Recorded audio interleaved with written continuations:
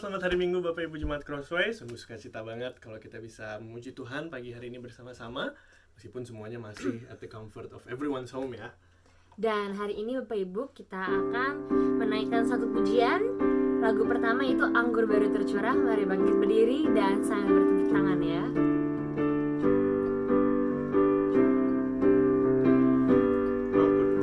Roh Kudus tercurah di tempat ini, urapannya yang ajaib memulihkan umatnya. Roh Kudus tercurah bagi gerejanya, membangkitkan umat pilihannya. Hari inilah harinya Tuhan, saat pembebasan tiba. Belenggu dosa telah dipatahkan, mari bersorak bagi Dia. Hey, anggur baru tercurah, penuhi umatnya dengan sukacita.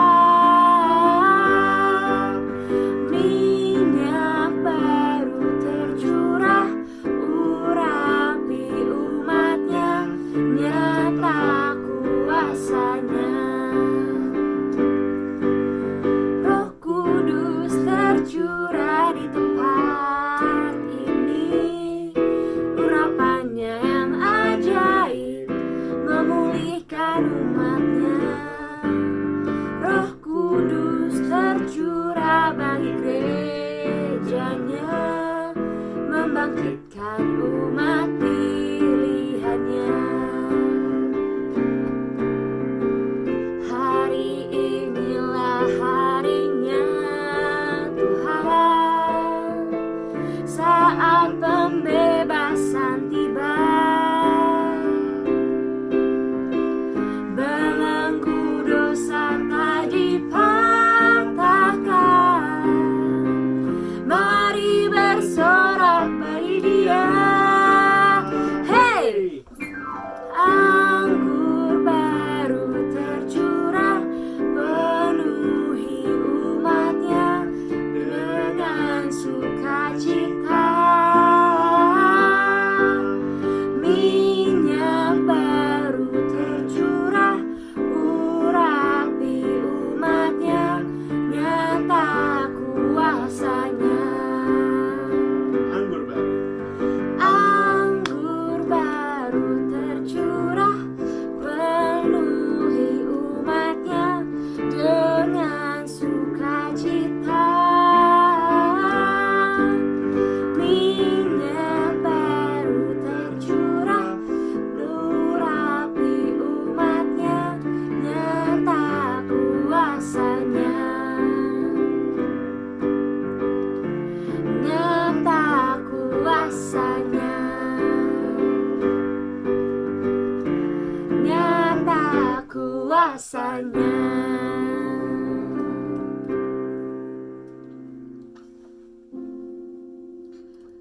Sebelum kita menyanyikan lagu kedua, mari kita siapkan hati dan pikiran kita untuk menyembah Tuhan.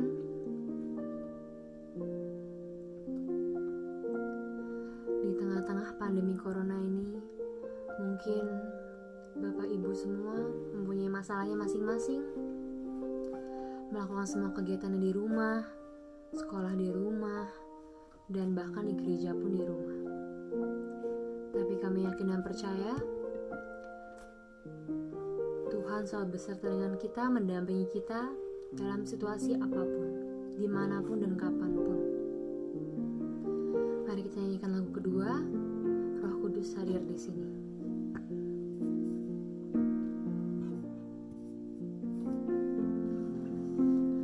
Roh Kudus hadir di sini,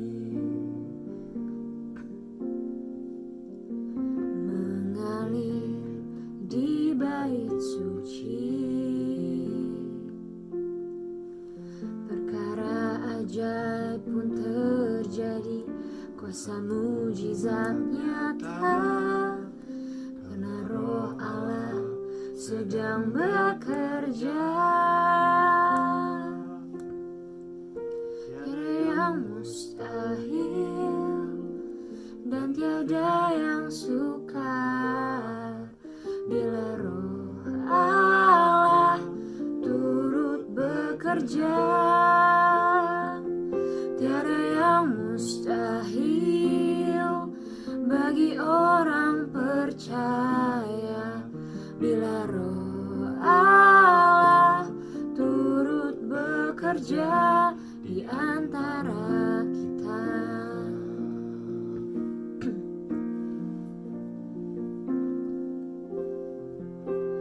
Roh Kudus hadir di sini,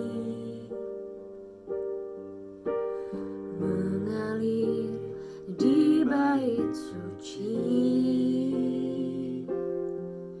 Perkara ajaib pun terjadi, kuasa mujizat nyata, karena Roh Allah sedang bekerja. Tiada yang mustahil dan tiada yang sukar bila Roh Allah turut bekerja. Tiada yang mustahil bagi orang percaya bila Roh Allah turut bekerja. Tiada yang mustahil dan tiada yang sukar bila Roh Allah turut bekerja. Tiada yang mustahil bagi orang percaya bila Roh Allah turut bekerja di antara kita. Tiada yang mustahil. Tiada yang mustahil dan tiada yang sukar bila Roh Allah turut bekerja. Tiada yang mustahil bagi orang percaya bila Roh Allah turut bekerja di antara kita.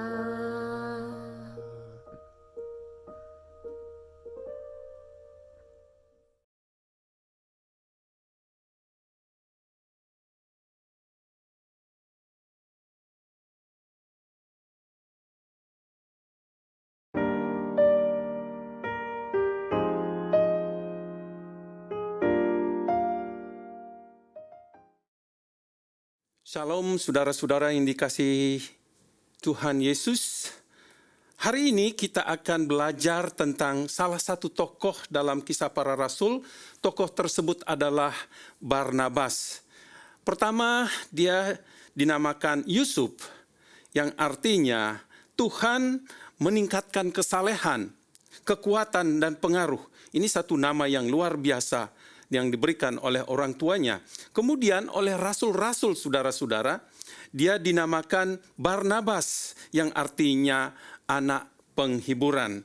Dia seorang Lewi dari suku Siprus, artinya dia adalah keturunan orang Lewi.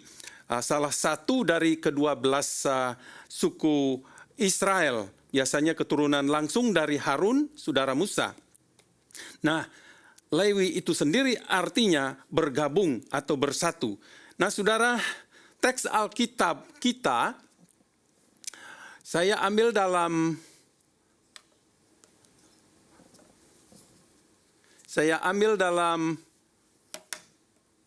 Kisah Para Rasul pasal 11 ayat 19-26.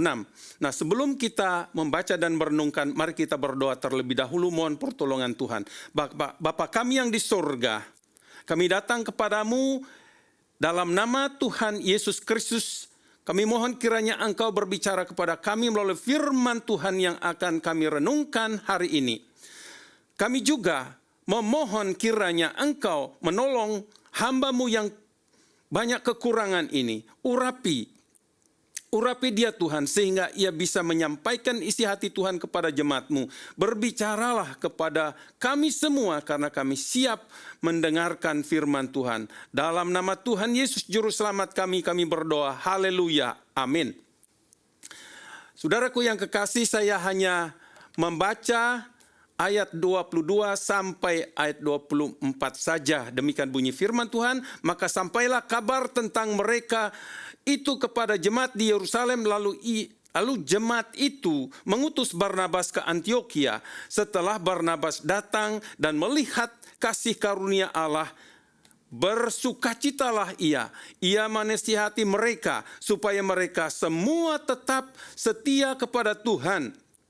Karena Barnabas adalah orang baik, penuh dengan Roh Kudus dan iman, sejumlah orang dibawa kepada Tuhan. Saudara, 2 minggu lalu saya sudah berkhotbah tentang Kisah Para Rasul pasal 1 ayat 8, di mana di sana diperintahkan oleh Tuhan Yesus. Saya beri tema dipanggil untuk menjadi saksi. Nah saudara, dikatakan oleh Tuhan Yesus, kalau Roh Kudus turun ke atas kamu, maka mereka dikatakan akan menjadi saksi Tuhan Yesus di Yerusalem, di seluruh Yudea, di Samaria dan sampai ke ujung bumi. Saudara, sejak itu dalam kisah para rasul, banyak anak-anak Tuhan, banyak orang-orang percaya dipenuhi oleh Roh Kudus dan mereka bersaksi kepada orang-orang yang belum mengenal nama Tuhan. Dalam kisah para rasul pasal 11 ayat 24 kita membaca di sini, saudara-saudara, Lukas memberitahukan kita tentang Barnabas. Ia menulis Barnabas adalah orang baik, penuh dengan Roh Kudus dan iman. Dan dari pernyataan itu, saudara-saudara, saya jadikan tema khotbah kita hari ini. Barnabas, seorang baik, penuh dengan Roh Kudus dan iman. Saudara, Barnabas mempunyai 3 julukan, Dia mempunyai 3 julukan. Apa julukannya itu? Mari kita melihat saudara-saudara. Yang pertama kita melihat saudara-saudara, ia seorang yang baik dikatakan. Ia seorang yang baik. Nah saudara, yang kekasih dalam Tuhan Yesus, seorang dapat dikatakan baik karena dilihat dari keramah tamahannya atau perbuatan. Yang lebih penting adalah perbuatan baiknya, yakni apa yang dia lakukan untuk orang-orang lain. Dan orang lain itu bisa menilai bahwa orang itu baik. Saudara, saya menemukan 2 tindakan kebaikan Barnabas yang sangat menonjol di sini. Mungkin ada banyak, tetapi saya akan sebutkan 2 saja.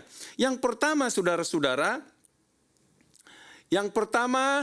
ia seorang yang murah hati dikatakan, generous.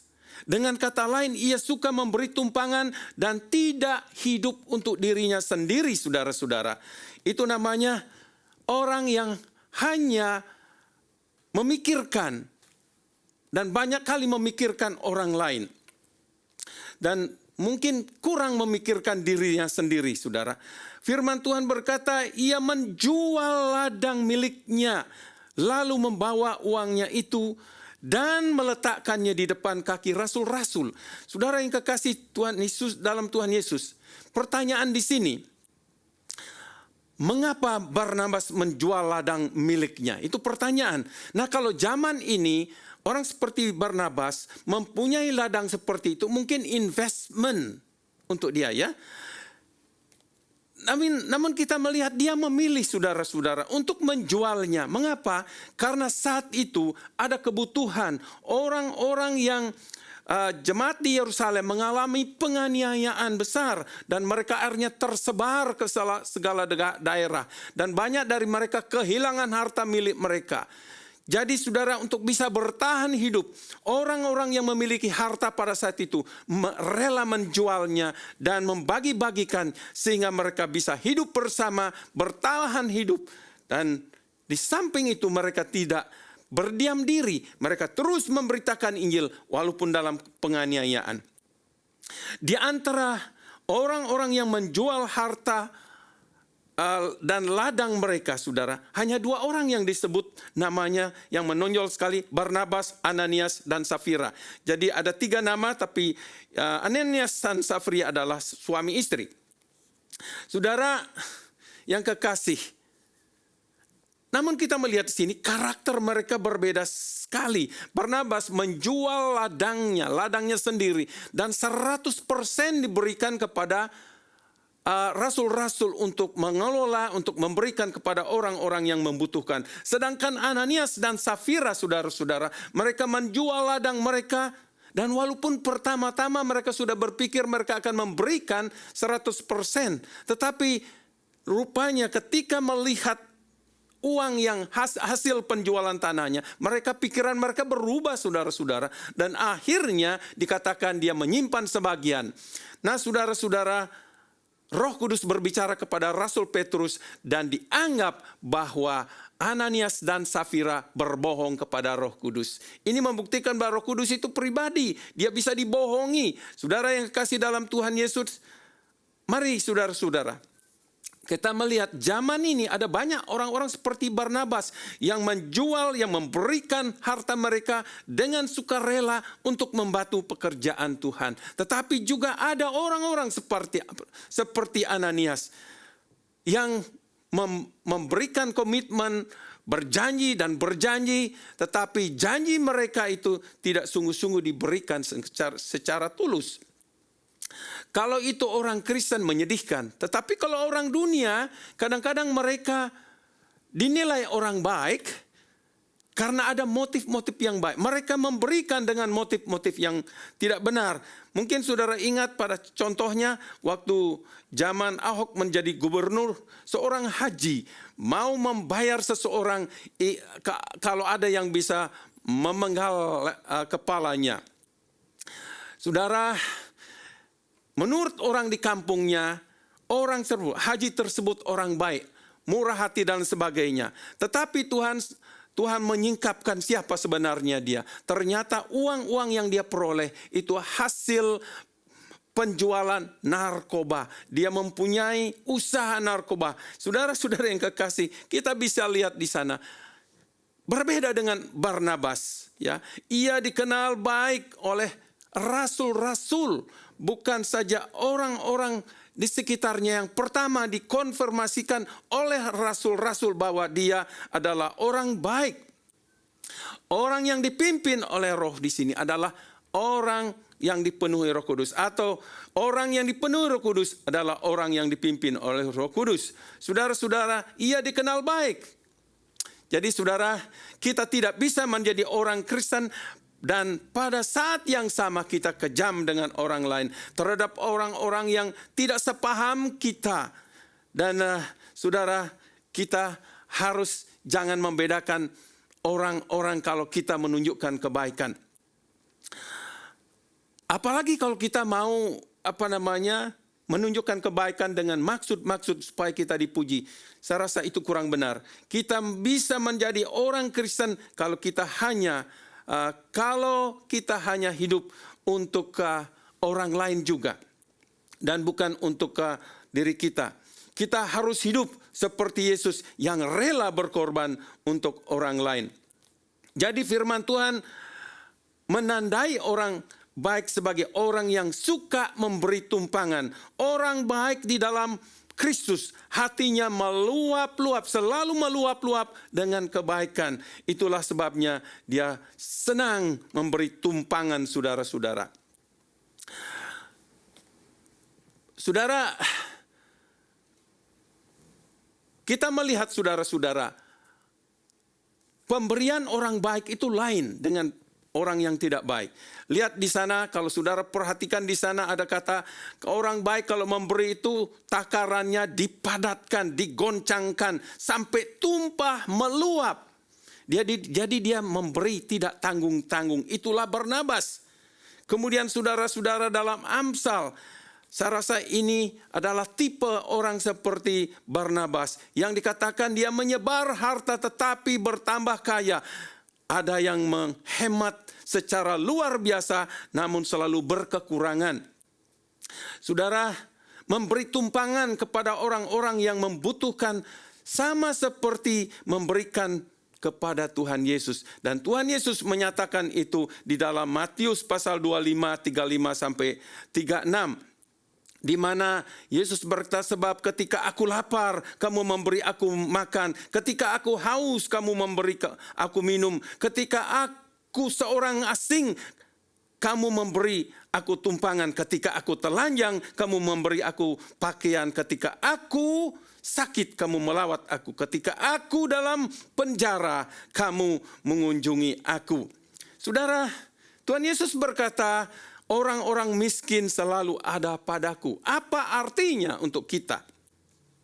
Saya masih ingat ayah kami memberikan 1 hektar tanah sawah kepada saudara yang pada saat itu pindah ke Sulawesi karena dia datang dengan tangan hampa dan punya keluarga, akhirnya Bapak saya putuskan memberikan 1 hektar. Nah saudara, kalau dipikir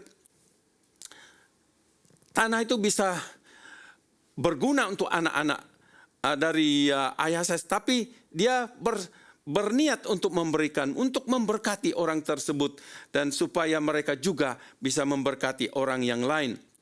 Saya bersyukur dapat mengenal kakek, ayah, dan keluarga dari istri saya. Seorang yang sangat-sangat generous. Kemudian dia itu pernah memberikan sebidang tanah yang sangat luas di Eltham untuk gereja.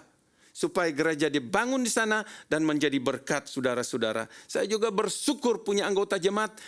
Dimanapun saya melayani, mempunyai jemaat yang generous, yang suka memberi tumpangan. Tuhan kiranya memberkati. Itu tanda daripada kepenuhan Roh Kudus. Juga kita melihat saudara-saudara, kita melihat bahwa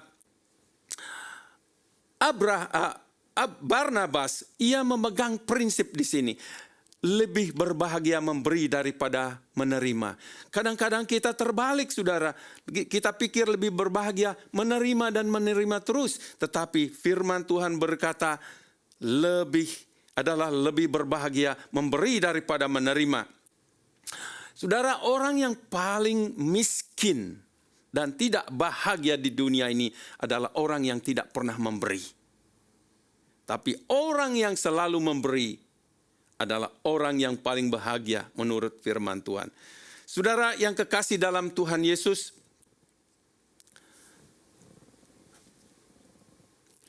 yang kedua saudara-saudara, tentang Barnabas, ia dikatakan ia penuh dengan Roh Kudus. Saudara yang kekasih, ingat, penuh dengan Roh Kudus artinya dipimpin oleh Roh Kudus. Sebagai orang yang dipenuhi oleh Roh Kudus, ada 4 tanda yang ditunjukkan oleh Barnabas. Mungkin banyak, tetapi saya berikan 4 saja saudara-saudara. Yang pertama, apa yang kita lihat di sana saudara-saudara?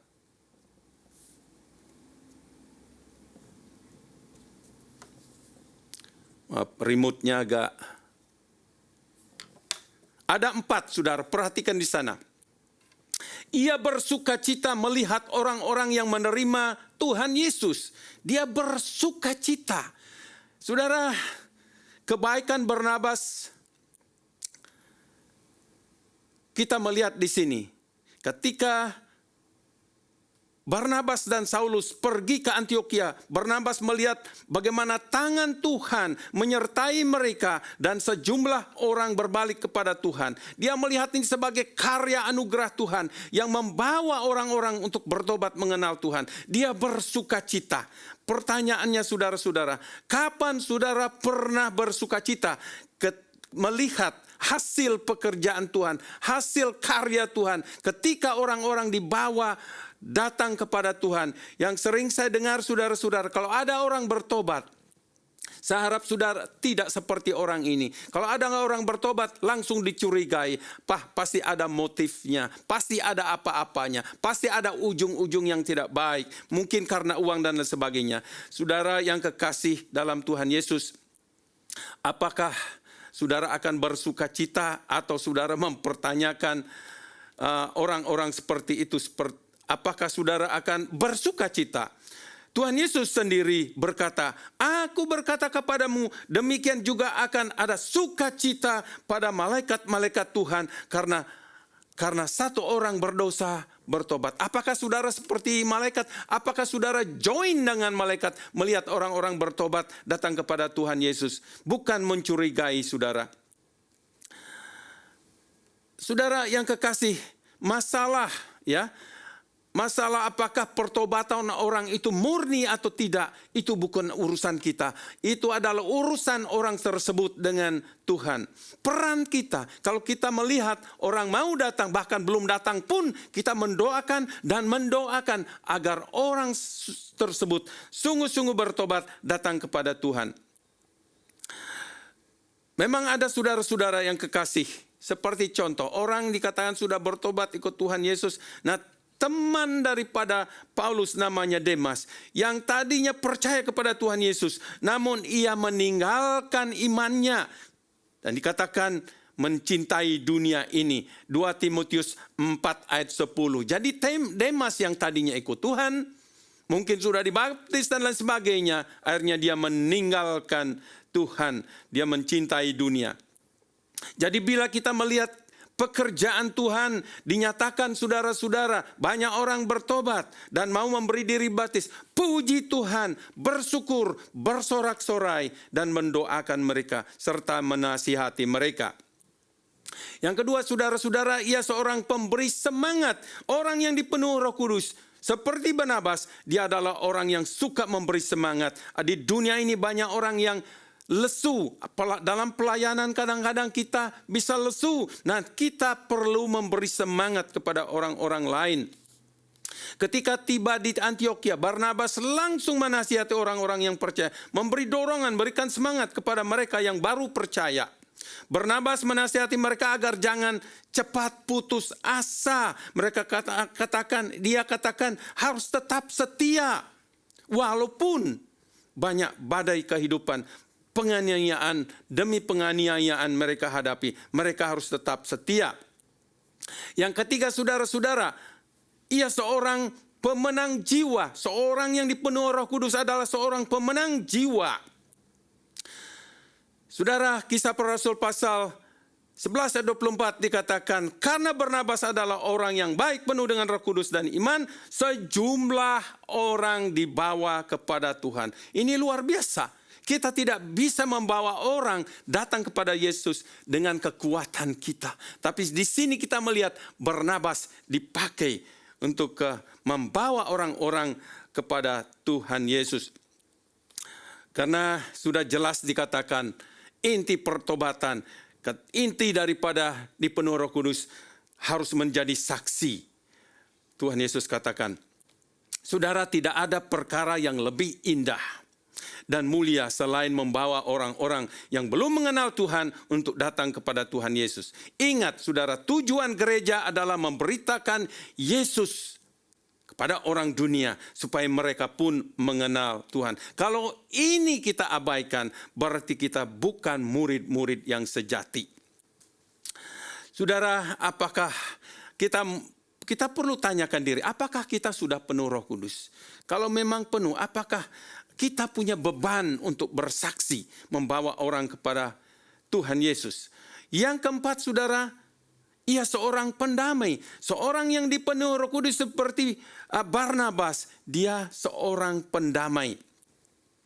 Saudara, di dalam Kisah Para Rasul 9 ayat 26 ayat sampai 30, saudara mungkin masih ingat cerita Saul yang disebut Paulus. Ketika dia bertobat, orang Yahudi mengejar-ngejar dia untuk membunuh dia. Nah, satu-satunya jalan dia berpikir dia mau bergabung dengan teman-teman seiman pada saat itu. Tetapi orang-orang percaya takut kepada dia karena dia tadinya sebagai seorang pembunuh orang-orang percaya. Tetapi muncullah Barnabas. Di sini kita melihat ketika Barnabas mendengar peristiwa itu, dia langsung datang kepada jemaat, meyakinkan jemaat supaya dia bisa menerima Rasul Paulus. Karena Paulus pertobatannya itu murni adanya. Saudara yang kekasih, orang Kristen yang baik, yang penuh dengan Roh Kudus dan iman, seharusnya berperan sebagai pendamai, yakni menjadi jembatan bagi orang-orang dari dua kelompok atau dua pribadi yang berbeda, yang bertentangan dan satu dengan yang lain. Kita harus menjadi Barnabas untuk mendamaikan orang-orang seperti itu. Dalam khotbah di bukit, Tuhan Yesus menekankan, berbahagialah orang yang membawa damai karena mereka akan disebut anak-anak Allah. Nah, saudara yang kekasih, yang ketiga, ya, ia seorang penuh iman. Ini pokok ketiga. Ini julukan yang ketiga untuk Barnabas. Saudara, karena iman tanpa ada bukti. Kalau ada orang beriman tanpa ada bukti, itu imannya iman kosong dikatakan. Iman yang mati, Ibrani pasal 2 ayat 17 dan 20. Nah, Barnabas menunjukkan imannya dalam 3 cara, saudara. Ia memberitakan Injil Kristus. Nah, Barnabas imannya percaya bahwa Yesus satu-satunya juru selamat yang sanggup menyelamatkan manusia.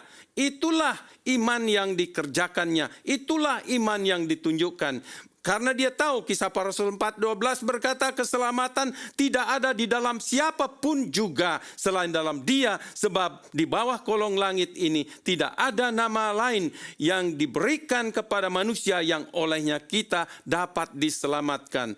Kisah Para Rasul 11 ayat 24. Jadi saudara-saudara, karena Barnabas adalah orang baik, penuh dengan Roh Kudus, sejumlah orang dibawa kepada Tuhan Yesus. Kata sejumlah orang di sini, saudara, yang dibawa kepada Tuhan Yesus membuktikan iman yang dimiliki Barnabas, iman yang sungguh-sungguh aktif. Saya tidak heran, saudara, Paulus yang juga beriman setelah dipenuhi Roh Kudus, dia tidak bisa tahan untuk tidak memberitakan Injil. Bahkan dia secara ekstrim dia berkata, celakalah aku jika aku tidak memberitakan Injil. 1 Korintus 9 ayat 16. Yang kedua, saudara-saudara, dengan memberi nasihat, dia yakin, ya, dia yakin bahwa orang yang bertobat itu perlu dinasihati, dikuatkan, saudara-saudara, kepada. Jadi orang-orang yang belum percaya ini perlu nasihat, nasihat yang benar, nasihat yang membangun, nasihat yang mengarahkan iman mereka untuk tetap setia kepada Tuhan. Orang-orang yang baru percaya perlu objek iman yang benar. Objek iman yang benar adalah Yesus itu sendiri. Jadi kalau kita menasihati seseorang, bangun iman mereka untuk tetap setia kepada Tuhan. Saudara, yang ketiga, memberi tumpangan. Jadi, saudara, tanda iman daripada Barnabas ini adalah dia menunjukkan imannya dengan memberi tumpangan kepada orang-orang yang membutuhkan saat itu. Pasal 4 ayat 37. Saudara, perbuatan iman yang ditunjukkan kepada Barnabas adalah dengan memberikan, menolong orang-orang yang kekurangan saat itu. Harta milik saat itu, ya, harta yang dia miliki saat itu adalah ladang. Dia menjualnya, saudara-saudara, menyerahkannya kepada rasul-rasul. Artinya Barnabas memberikan otoritas untuk mengelola, membagikan uang itu kepada orang-orang yang membutuhkan. Sebagai orang Kristen, mari kita tunjukkan iman kita dengan cara memberitakan Injil keselamatan kepada orang-orang yang belum percaya, yang belum diselamatkan. Menasihati mereka, meyakinkan, meneguhkan iman mereka untuk tidak goyah. Dan kemudian cara yang selanjutnya, saudara-saudara, kita harus bisa berbagi dengan apa yang kita punya. Saudara, sebagai kesimpulan, Dunia membutuhkan orang-orang seperti Barnabas. Apakah saudara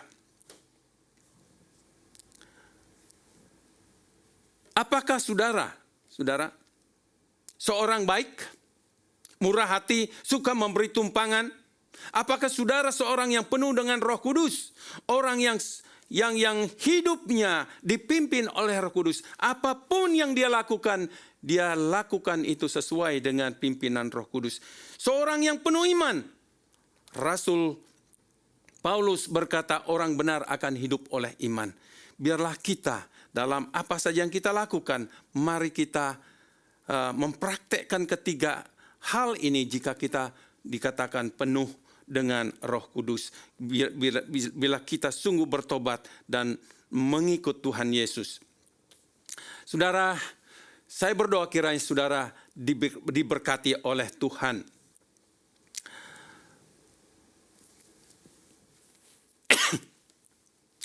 Setelah kita merenungkan firman Tuhan, mari kita serahkan hidup kita, menyerahkan firman Tuhan yang sudah kita pelajari.